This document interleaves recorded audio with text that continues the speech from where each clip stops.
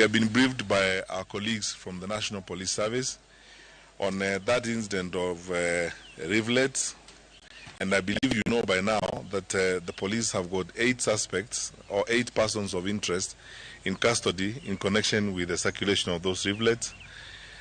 We hope that some of those will be taken to court today, and investigations continue on that matter. We are here, and that's why I think this opportunity is important to assure the country and assure all residents of Rift Valley that we are fine.